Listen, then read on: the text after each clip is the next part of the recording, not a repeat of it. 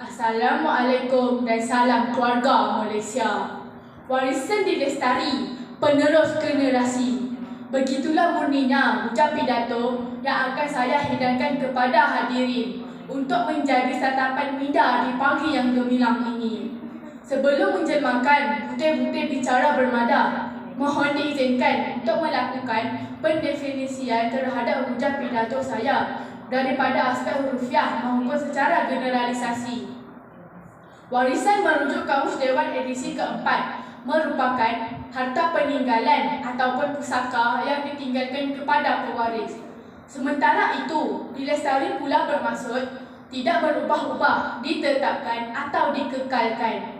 Oleh itu, secara holistiknya, Malaysia di pentas dunia membawa konotasi yang mendalam, iaitu keadaan negara yang kita cintai ini semakin dipandang tinggi oleh masyarakat dunia lantaran keberjayaan Malaysia dalam menjaga warisan dan pusaka yang dilestarikan sebagai penerus generasi. Bersaksikan warga Dewan Budiman. Indikator saya yang pertama di bawah lembayung kata seni warisan seiring kemajuan zaman.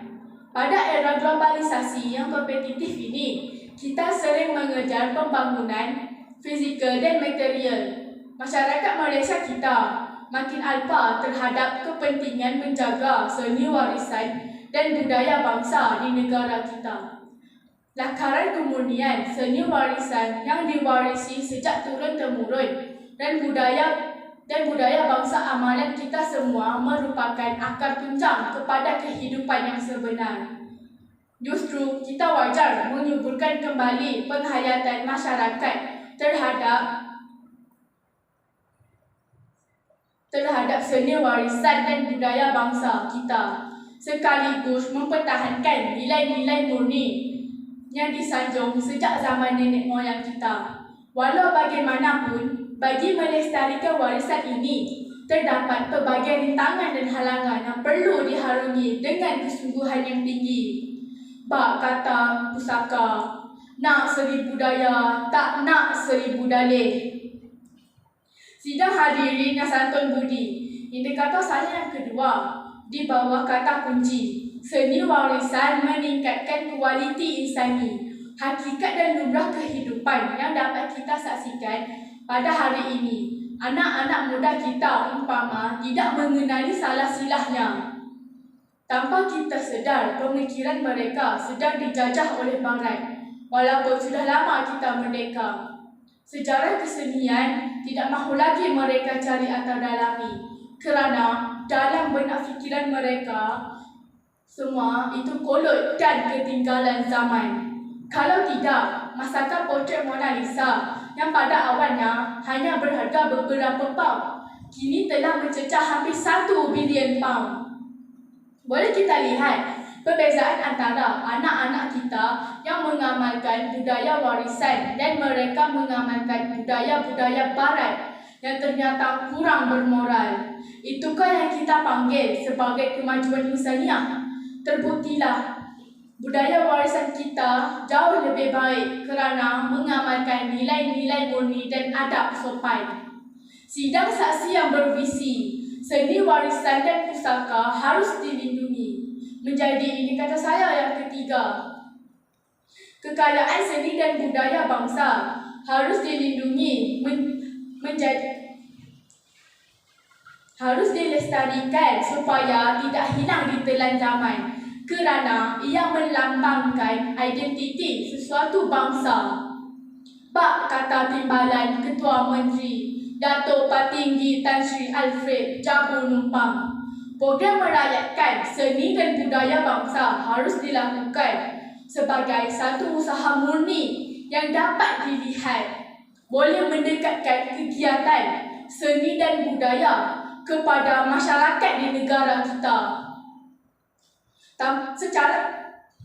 Secara tidak langsung, usaha ini dapat mendedah dan mempopularkan khazanah ini agar terus mendapat tempat di hati mereka, terutama para remaja. Bak kata pepatah, biar mati anak, jangan mati adat. Justru itu, katanya, anak-anak muda perlu dididik mengenai seni dan budaya bangsa. Mereka malahan jika perlu dididik mengenai budaya-budaya kaum lain di negara kita.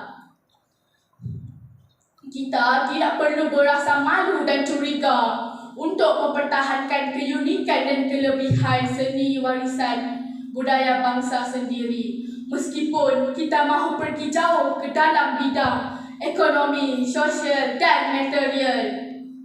Sidang pendengar yang setia, sebelum saya menotahkan kata-kata sakti ini, kita perlu sedar kelestarian warisan dan pusaka negara semakin memudar dalam kalangan rakyat Malaysia. Hal ini akan menyebabkan rakyat melupakan warisan bagai kacang melupakan kulitnya. Beringatlah, jangan pisang berbuah dua kali apabila kita mengejar budaya kuning barat yang menyebabkan kita melupakan budaya warisan sendiri dahulu kala.